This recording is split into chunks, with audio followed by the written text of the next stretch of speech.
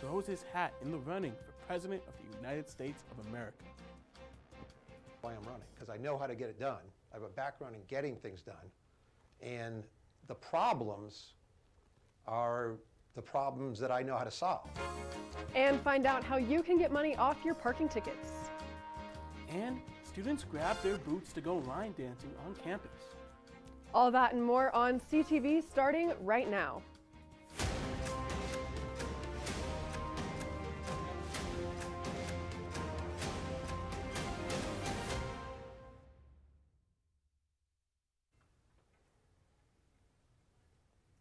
Good evening, Rams, and welcome to the final episode of Thursday Night News. My name is Naomi Hillmer. And I'm JJ McKinney. 27-year-old Colin Best is missing in Fort Collins. Best has autism and bipolar disorder, and he functions at a 5-year-old level. According to the Fort Collins police, Colin has been suicidal in the past. He also has a fear of police officers and patrol cars. It is unknown how Colin will react if approached by police. Best was last seen at the intersection of Lincoln and Riverside Avenue. He is a white male, 5'7", 130 pounds, with brown hair and eyes. If you see Colin Best, you are encouraged to contact Fort Collins Police at 970-221-6540. Now we're going live to Adam Carlson to tell you about what the weather will look like this week of finals. Adam?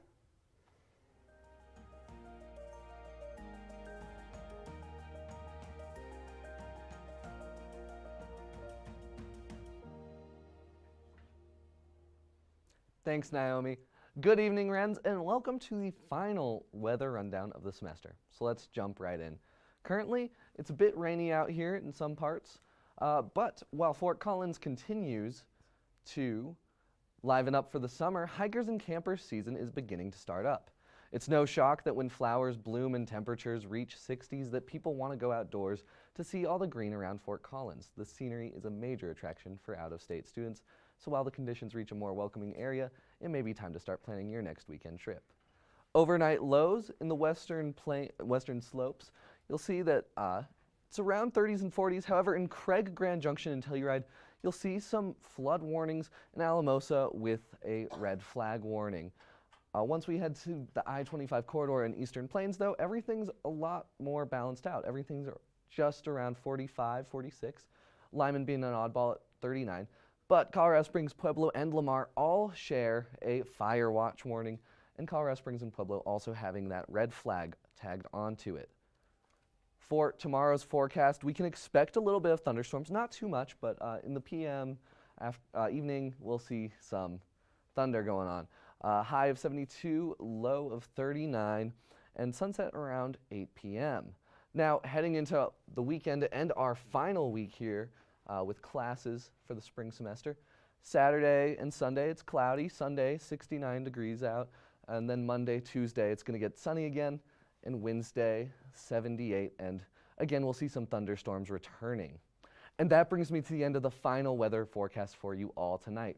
But if you want to know what to expect for the rest of the month and what outdoor activities are perfect for this May weather, be sure to tune in on Friday to the first episode of NoCo Nature at 7 in the evening.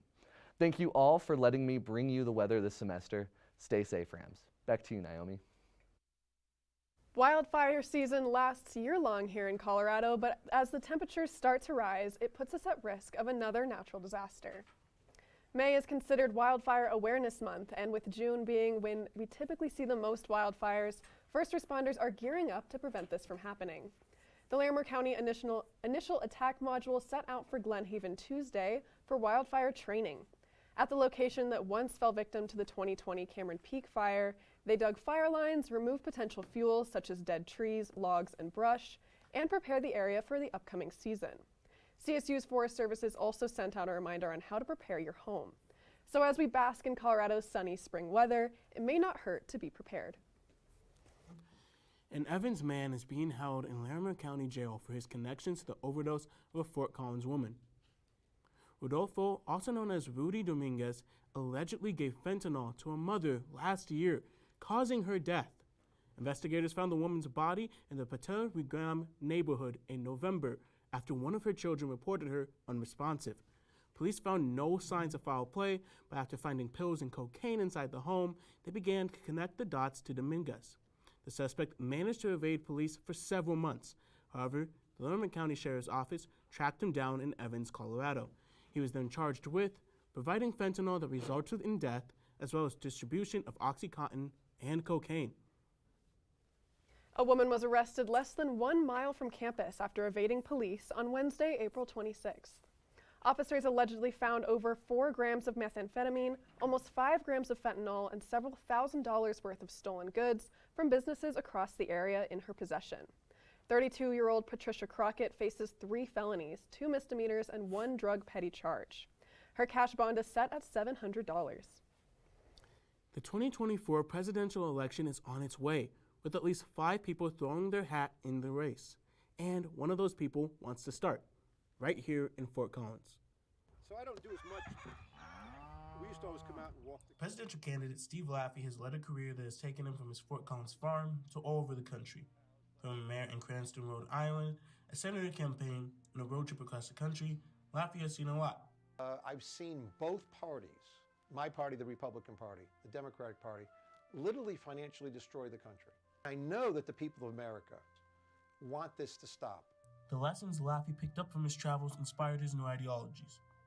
Take too much from the younger people, and now they've left with nothing. And we've got to change that and change it radically. I think we have time for real solutions so that young people will get Social Security, won't have inflation, and will have a brighter future. So when the time came, Laffey decided that he was the one that could fix what he believed was the country's main problems, and decided to run for president. The difference between me and everybody else is I don't move to other subjects to complete solving a problem. That's why I'm running, because I know how to get it done. I have a background in getting things done. And the problems are the problems that I know how to solve. The campaign, which focuses on things like the U.S. financial situation to the state of education, has gotten Laffey national media attention. However, Laffey's family is what keeps him grounded to home.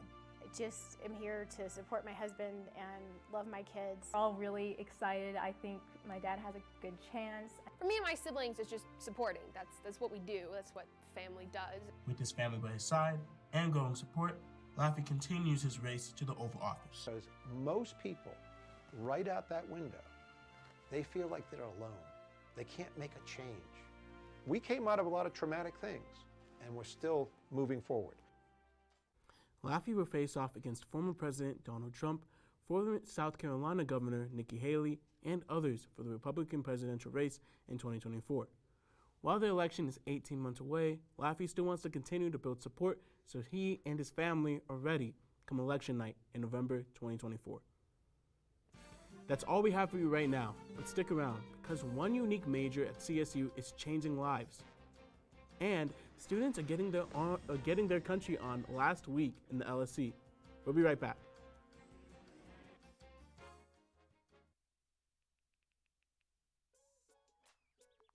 Worried about your friend but don't know how to reach out? You could say how are you or get a fake tattoo. You could ask with an app if it works for you. You could chat with them in VR. It's so good. If you think you should check in, yeah, you should. Whatever gets you talking. Reach out to a friend about their mental health. Whatever gets you talking. Learn how you can help at seizetheawkward.org. Back from the break. CSU dining halls serve thousands of students every single day. Our news director, Sam Medley, got behind the scenes of a Braden dining hall and how the university keeps your food safe. Our food is going to get loaded into our very large walk-in freezer right here. Garrett Hansel, the Food and Safety Quality Assurance Specialist for the CSU dining halls, spends his days making sure that the meals students pick up are safe and up to code. We go through a lot of food, so making sure that we're doing all these temperatures often during different stages is going to put us in the best spot to minimize any sort of foodborne illness. We do a lot of other monitoring as well, so that's going to be making sure our dishwashers are running hot. It's going to make sure that our coolers are running cold. That's really important to us as, again, we serve so many thousands of people. The chance is always possible, so we're going to go above and beyond where a lot of steps are. There is always a health risk when it comes to food, whether it's from a restaurant or even your own kitchen. Hansel has one message for Rams if they come across dining hall food that is not up to standards. A good rule of thumb is if you don't feel good, talk to a manager that's in one of the dining rooms. They're here to help, and they're here to record information to make sure that it doesn't spread to any other students and to make sure that we can fix any problems that might have occurred in our safety processes.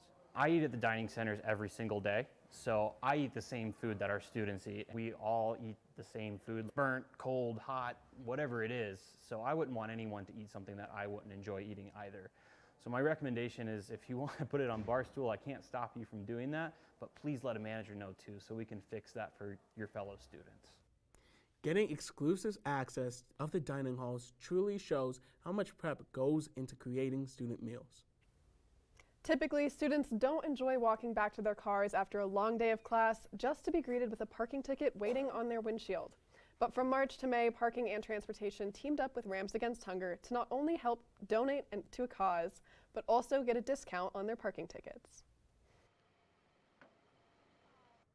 For select months, students can take $20 off of their parking ticket if they donate 10 to Rams Against Hunger. We get, posters up, flyers go out on the vehicles. That's how people will learn about it. As soon as they have a citation, they'll have a flyer with that citation. It's a great way to partner to where they're able to contribute to a good cause while also saving a little bit of money on their citation. And so it's been a really great program that's worked really well, and it seems to be really honestly only be growing. What started with the need to combat food insecurity, Food for Fines has grown into a system that allows students to donate directly to Rams Against Hunger. Because of where the funds go, we can support our other programs monetarily, and that would be including our pocket pantries around campus, our big pantry here at the General Services Building, and our RAM Food Recovery Program, which is pretty cool because our RAM Food Recovery Program, you can get a text from catering when there's extra food left over at the end of events, which is, of course, sustainable, but also a really cool food security initiative. And this year they have raised over $3,000 through their partnership with Parking and Transportation. That it is about partnerships across campus, and it is about sponsoring these great programs and being part of them. And this was one way. So yes, there's an expense for us in reducing citations by $20, but we really feel like that is our role as part of the university. That's part of the initiative of Rams, taking care of Rams. I mean, I guess I just want to emphasize that the most important part of this program is that it gives us the visibility we need, because we can't help anybody if they don't know that we exist.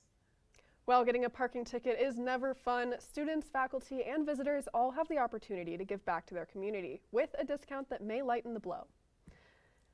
Now, JJ, I thought it was a little ironic that after I spoke with Parking and Transportation, I got back to my car and there was a parking ticket sitting on my windshield. Are you actually serious? That's messed. Did you pay it? I am yet to pay it, but I honestly am not that mad because I do know that it's going to be cheaper and I can donate to Rams Against Hunger, everything I just learned about. But yeah, I thought the irony was quite high for that situation. Personally, I wouldn't pay for it, but that's just me. Well, I got to graduate, so. I'm just saying, all right. Well, Fort Collins residents may have to make a change. As summer comes and temperatures rise, so will many citizens' utility bills. The city of Fort Collins has to pay more for the electricity it buys from the Platte River Power Authority, especially during the hours of day electricity is the most in demand.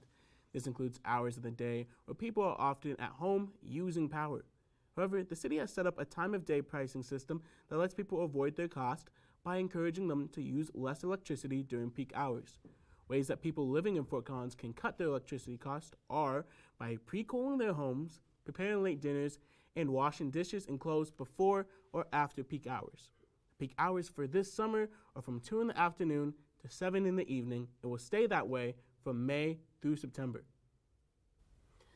Yeah, well, I just really like our great city, I just really love how beautiful it is. I do think we have a really beautiful city, and it's nice to know that we're saving a little power for it too. Exactly, it's great that we get to sometimes go bask under the trees, go on walks. It's a really beautiful place. It is beautiful. No, on that note, Fort Collins is a place where hundreds of thousands of people do come together to view its sights and its greenery. Now, the city plans to liven up the community even more. The Midtown Business Improvement District, also known as BID, is planning on beautifying parts of College Avenue. BID and the City of Fort Collins plans to host an open house on May 31st to show new ideas of a new business district, along with new streetscapes and roadway drafts. Fort Collins City Council approved the new district in 2017 and began collecting funds in 2019. Hundreds of thousands of dollars will pay for construction drawings, expected to be finished by the end of the summer. The city has had interest in building a midtown corridor for a long time, and are glad to start making a reality. Since then, the BID has continued working on plans to help make the new district a place that people need to go but want to stay. Colorado lawmakers sent bills to Governor Polis this week to allow online marijuana sales in the state. The legislation cleared by the Senate on Monday after passing through the House last month. The bill will allow dispensaries to sell their products on the internet. However, the customers would still have to pick up their order in person. The goals of the bill are to reduce the amount of cash in stores to counter the threat of robberies, which often rely on cash more than other businesses. Now it's up to Governor Polis to decide whether the bill is enacted. Now going live is CTV's very own Ali Niaz, here to tell you about how this CSU major is paving the way for new therapy methods. Thanks, Naomi. Whether it's in a car, at a pool party, or in your headphones at the library, music plays a big role in almost everyone's lives. But did you know that music can also play a big part in your mental health?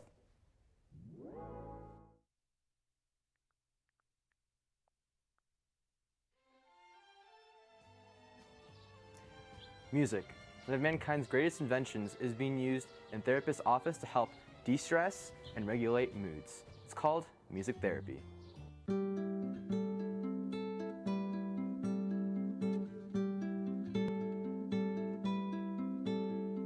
Sometimes your body doesn't want to talk about it, or like to intellectualize or think about what it all means. Sometimes you just have to like feel and express and emote, and whatever that comes up, you want to feel whatever comes up. Music therapy is the clinical use of producing and listening to music to improve overall mental and physical health. Every time I get to go to a music therapy session or anything like that, it's like I leave there and I'm like, yay, like what a wonderful day. I've done a lot of research on drumming and how it can affect mental health, and it's really cool. Especially like community drumming, because it allows for connection that people can have through the music, and they don't have to talk or like talk about what's going on. They can just feel that in other ways. Professor Jess Rushing gave me a scientific rundown of music therapy. We can apply and design music in real time to help their gait patterns. So that's another one that you can see like the immediate impacts, and it's because of the way that we're processing the music in the brain using it. Before I was like, oh, I can't do that because I'm not a music person. I don't know anything about music. Through my experiences and stuff like that, you can show up with whatever you have, and that's good enough, and that's perfect, actually.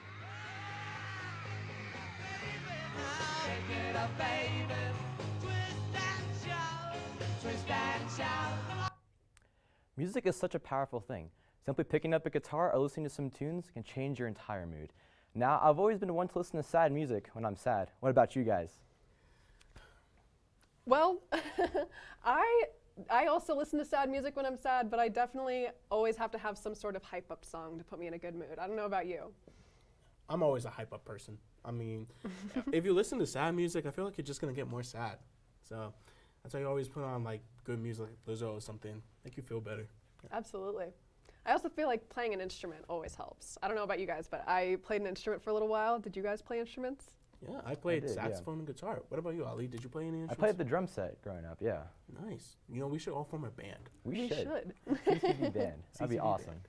Well, speaking of music, people were stomping their feet, hooping and hollering, and having a ball at the Barnyard Bash. Last Friday, students piled into the LSC Theater for a boot scootin' shindig hosted by none other than the Ram Country Dance Club. The student group meets twice a week to teach the CSU community about the Southern art form of line dancing.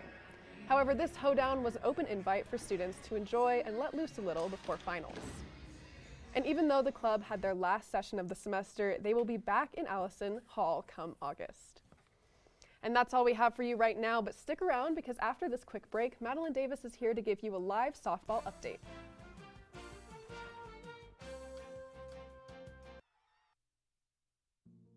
Jason, let's go see your room.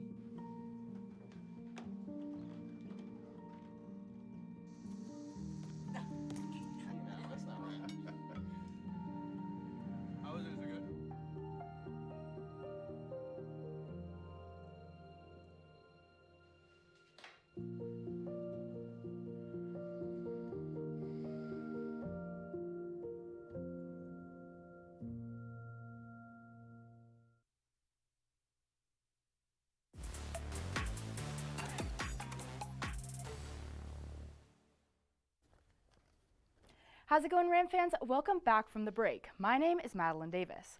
Tonight I'll update you on how softball is faring over in Reno, plus a recap of my top CSU athletics moments from the year. All of that and more on Thursday Night Sports, which starts right now.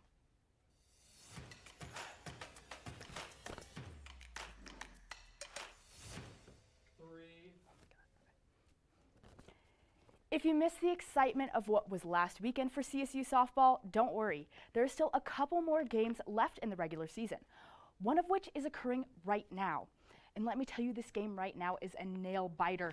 Literally just seconds ago, Haley Smith hit a double that tied up the game once again at 7-7. The Rams struck first in this one when Nelly Cerna hit a single with the bases loaded in the first to score 2, but then Nevada came back in their side of the first inning, scoring 3 runs off freshman Giselle Bentley. Jetta Nannon came in, held the Wolfpack scoreless for a while. The Rams even took a bit of a lead at 1.65, but then the Wolfpack scored on a wild pitch from Nannon, and then soon after, a single came around, and then the Wolfpack took the lead 7-6. Sydney Hornbuckle came in to finish the bottom of the 5th, but we're in the top of the 6th right now, and as I just said, Haley Smith just tied up the game. This is her second big hit of the game. She had a homer earlier, which should be noted once again ties her in the Mountain West for the lead with Kelsey Hall from Boise State. It's 7-7. We got a runner on second, no one out. Peyton Allen up at bat. We'll see how this one turns out. Honestly though, it will be interesting to see how this all unfolds for the Rams. Regardless of what happens though, I'm just impressed with how much CSU has improved since last year. CSU's away record in 2022 was 2-16. Now it's near 500. The progress has been incredible, and hopefully it can continue moving forward. If the Rams do win tonight, they will clinch the Mountain West tournament. So far, the only 2 teams that have done that are Boise and San Diego State. We'll see how this one fares out. But in the meantime, as we hit the end of the semester, I think it's only fitting that I share with you my top 3 CSU athletics moments from this past school year. The Tuesday crew did something similar a little over a week ago, but I wanted to highlight my own personal favorites. So without further ado, let's get into it. Starting at number 3, I have the volleyball sellout against CU. I remember being at this match, and let me tell you, the atmosphere was electric. Moby was absolutely packed, and it had the same energy as a basketball sellout, which was really awesome to see for a women's sport. This will definitely go down as one of my favorite CSU memories, and the only reason I didn't put it higher on the list is because I'm pretty confident that it'll happen again. Not only will the Rams get CU at home again in the fall, but they also get to host, get ready for this one, Kentucky, Stanford, and Baylor. So yeah, we're sure to see a lot of high-level competition in Fort Collins next year. But in any case, moving on to my second pick, we're not throwing it back very far for this one. I alluded to it briefly earlier, but if you tuned in on Tuesday, you know all about the spectacular weekend the softball team had that ended in not 1, not 2, but 3 walk-off wins in a row. Here, this was state pride game. Molly Gates comes up to bat, 2 outs, bases loaded in the bottom of the 8th. They intentionally walked Haley Smith right before this. Obviously, it did not pay off for the Bulldogs, as you see her team running to support her there. And that was just on Friday. Here we go again on Saturday. The Rams were down in this one for a majority of the game, but then they came back, but then they gave up 2 runs. It's tied in the 7th. Brooke Bolander, she comes through. A little bit of collision occurred for Fresno State, but Molly Gates scored, and the Rams took their second walk-off in a row. But now here comes the crazy part. Sunday, the Rams were up 4-1 going into the 7th inning. They had 2 outs. But the Bulldogs came back, and here we see Haley Smith. She had a double, but the funny thing about this one, she didn't even think that was a winning run. She thought they were down. Her team's running out there. She's telling them to go back to the dugout, but Ashley York came around and scored the winning run, and they not only secured the sweep, but man, 3 walk-offs in a row, that's wild. I've watched a lot of baseball and softball games in my day, and I can safely say that I've never seen 3 walk-offs in a row. Last weekend was absolutely wild. Anyway, the time has now come for my top CSU athletics moment of the year. And I think it comes with no surprise that my #1 favorite was by far the insane show that Isaiah Stevens put on against UNLV in Vegas. I mean, we've all seen this by now, but let's just appreciate it one last time. Isaiah Rivera with the quarterback pass, Isaiah Stevens with the soccer inbound into the bucket, 2.9 seconds on the clock for that whole play. Buzzer, beater, sends them into overtime. Here we see at UNLV they miss, and Isaiah Stevens has about 15 seconds to come down. If they get a 3, they take the lead. Tanja, he's kind of stuck. He passes it over to Tavy, passes it over to Isaiah. Bam! Look at that. 3 makes it. Oh my goodness. 3.4 seconds left on the clock. This thing was crazy. He's here right there though. Next play you're about to see, this is what sealed the deal. Inbound pass for UNLV. Oh my God, there he is again. Isaiah Stevens comes out of nowhere. It's a CSU ball. Here you're gonna see Patrick Cartier. I think he missed this one on purpose. Doesn't stop the clock, gives UNLV only about a second. They can't drop a play. Oh, that close! UNLV came that close to winning this thing, but no, CSU managed to do it. This was the first win in Vegas for the Rams since 2017. That was absolutely insane. I mean, there's absolutely no way this doesn't go down as a top 10 CSU sports moment ever. I mean, the sequence of events there was crazy. The shot from half court, then the winning bucket. I mean, come on. And well, Ram fans, that's all the sporting news I have for you tonight. And as sad as it is, all we have for you this year. From all of us at CTV Sports, it's been a pleasure. We can't wait to talk to you again in a few months. But in the meantime, don't leave quite yet because Zoe Weir still has one more special story to bring your way.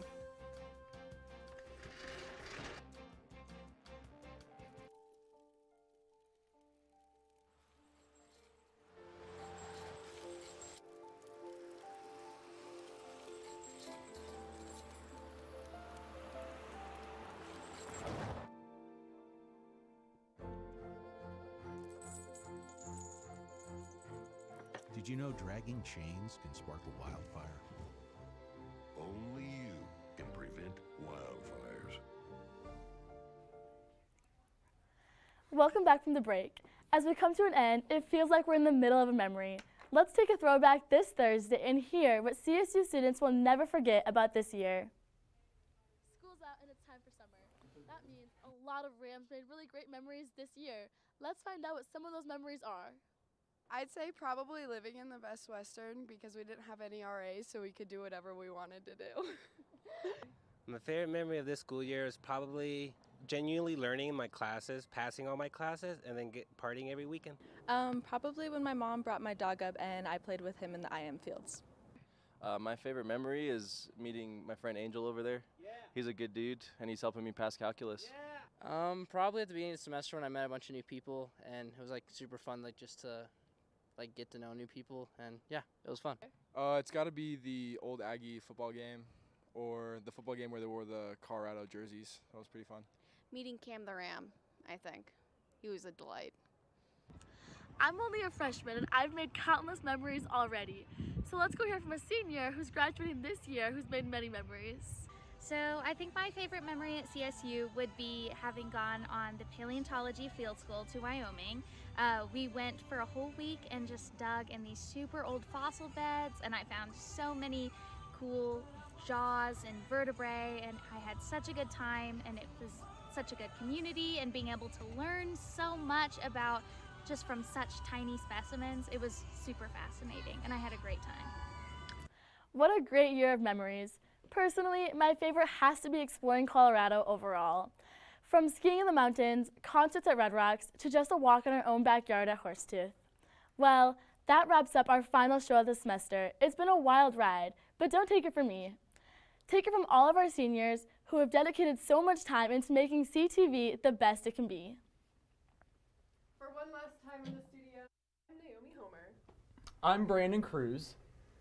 I'm Zaya Hiley. I'm Julie Baltazar. It's your boy, Eric Jang. I'm Casey Abashian. Now, if you know me, you know I'm not a very concise guy, so you know I had to add a little bit more than just my name. Wow, this is somehow my first time ever reading off a teleprompter here. So please bear with me.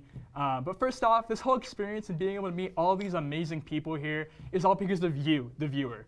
Your continued support and interest in CTV Channel 11 continues to keep us alive and makes opportunities like this that have defined my college experience possible.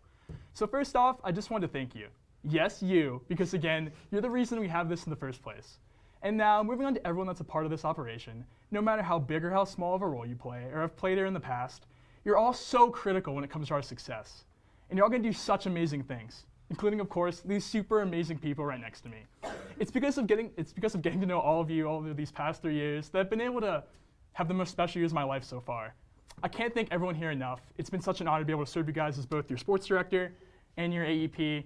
And if you don't remember anything else about my time here, I just hope you know how much of my heart and soul I've poured into this position and being your leader, one of your leaders here. And I hope you care, oh my goodness, I'm getting choked up. I hope you care so deeply about you all as people. CTV has quite literally been my life for a long time now. And with that in mind, it's obviously been such a pleasure to work with you all along the way. I love each and every one of you, and I'll always be there for you in the future no matter what. And now after all of that, I hand it off to one more special person. Thanks, Casey. I'm Kenneth Frederick, and I've spent the last 4 years here at CSU working to bring you all the latest news from around Fort Collins. It's been a long journey, but one that I would take 100 times over if I got the chance. Nothing has meant more to me in the last few years than the friends that I've made and the passion that I've grown here. But to me, CTV was always about the friends. Every anchor I shared the desk with, manager I worked with, and friend that I've gained has been a precious friend that I'll never be forgotten. And nothing that I have accomplished here would be possible without these people. With so many people that have been here along the way, I could never begin to thank all of them personally. But please know that to every connection I have made here, I am grateful to have met you. I remember I was initially skeptical about joining the campus TV station, but that was before it quickly became my whole life. That was before I realized that my second family was right here in the basement of Clark. To the future members of this station, I know that you are in good hands with your next EP and AEP, and that the talent that will be here next year will be just as good as this year's. You are also wonderfully talented and passionate, and I know you will succeed.